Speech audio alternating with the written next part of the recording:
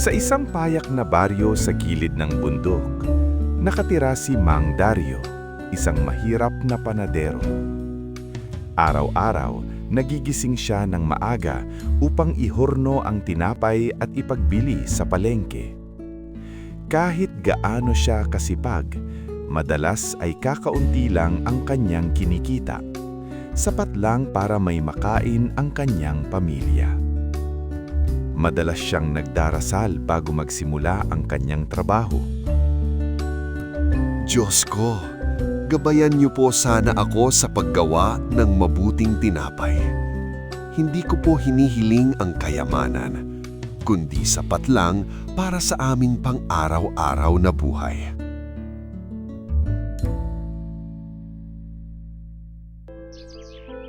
Isang tahimik na umaga sa baryo.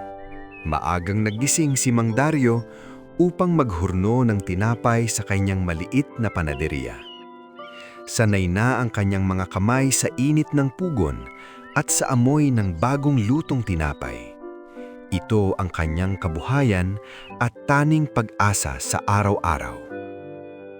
Habang inaayos niya ang mga loaf, may isang tinapay na agad niyang napansin. Ito'y ginintoang kumikislap. Tila may sariling liwanag sa loob ng pugon. Kinabahan si Mang Dario. Dahan-dahan niya itong hinawakan at sa hindi inaasahang sandali, nagsalita ang tinapay. Mang Dario, ako'y mahiwagang tinapay. Kung ipamamahagi mo ako sa mga nangangailangan, bibigyan kita ng biyayang hindi mo aakalaing darating. Napaisip si Mang Dario. Sandaling sumagi sa kanyang isipan ang sariling gutom at hirap sa buhay. Mulit nang makita niya ang mga mahihirap sa baryo, mga batang gutom at matatandang nanghihina. Nanaig ang kanyang mabuting puso. Hinati niya ang gintong tinapay at ipinamahagi ito sa mga duka. Sa bawat pirasong ibinigay, tila gumaan ang kanyang dibdib at napalitan ng kakaibang kapayapaan ang kanyang pagod. Kinabukasan, maagang bumangon si Mang Dario at agad nagtungo sa kanyang panaderya. Pagbukas pa lamang niya ng oven, napaurong siya sa gulat. Puno ito ng mga bagong ginintuang tinapay, mainit at mabango, tila bagong hango sa apoy. Nanginginig ang kanyang mga kamay. Wala siyang idinagdag na harina, wala ring apoy na sinindihan. Hindi ito panaginip. Mula noon, araw-araw na nangyayari ang himala. Sa tuwing uuwi si Mang Dario mula sa paggawa, may mga mahiwagang tinapay na naghihintay. Sapat para sa kanyang pamilya at sobra pa para sa mga kapitbahay. Ang dating tahimik na baryo ay napuno ng ngiti, pasasalamat at pag-asa. Habang ipinamamahagi niya ang tinapay, tumingala si Mang Dario sa langit. May luha sa kanyang mga mata, ngunit ang puso'y puno ng pasasalamat. Salamat po, Panginoon. Hindi na kami magugutom at marami pa kaming matutulungan. Sa bawat tinapay na kanyang ibinibigay, lalo niyang nauunawaan ang tunay na biyaya ay hindi lamang ang pagkain, kundi ang kabutihan na ibinabahagi ng bukal sa puso.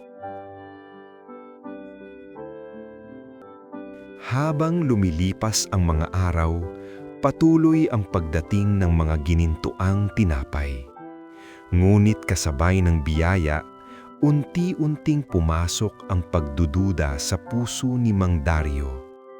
Sa tuwing hawak niya ang mainit na tinapay, napapaisip siya, Bakit ba ako ang pinagpala ng ganito?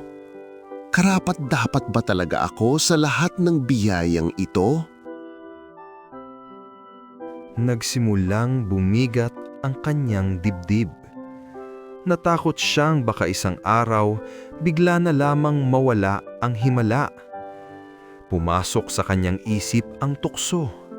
Paano kung itago ko na lang ang tinapay?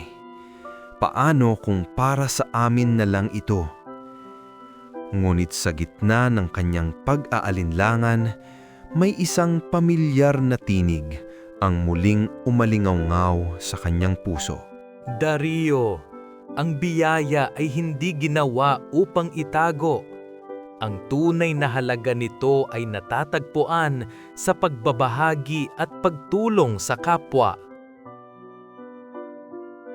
Napayuko si Mang Dario.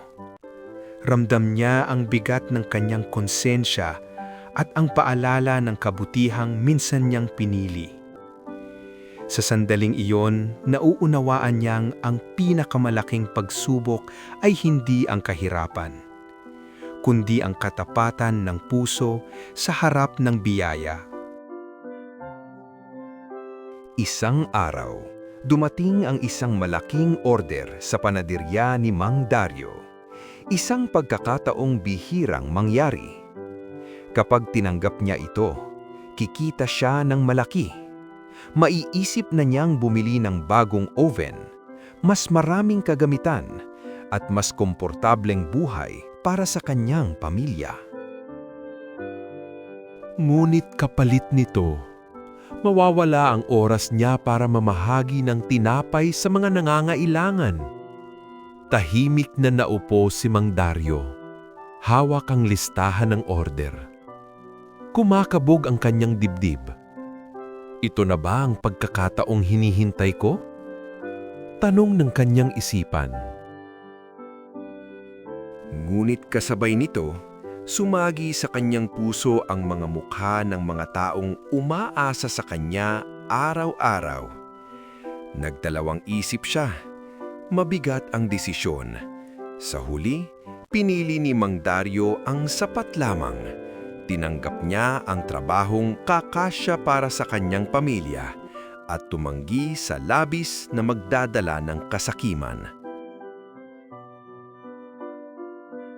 Mas pinili niyang ipagpatuloy ang pagbabahagi kaysa mag-ipon ng materyal na yaman.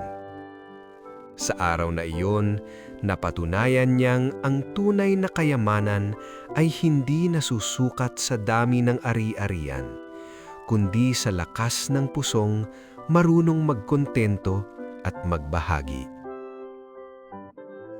Dahil sa patuloy na pagpili ni Mang Dario ng kabutihan at pagtitiyaga, unti-unting nagbago ang kanyang paligid. Hindi lamang tinapay ang dumarami sa baryo, kundi ang paggalang at pagmamahal ng mga tao sa kanya. Sa bawat ngiti at pasasalamat na kanyang natatanggap, mas lalo niyang nauunawaan ang tunay na halaga ng kanyang ginagawa. Natuklasan ni Mang Dario na ang tunay na kayamanan ay hindi nasusukat sa dami ng tinapay o pera, kundi sa kabutihang loob, tiyaga at handang puso sa pagbabahagi. Ang mga aral na ito ang naging pundasyon ng kanyang buhay.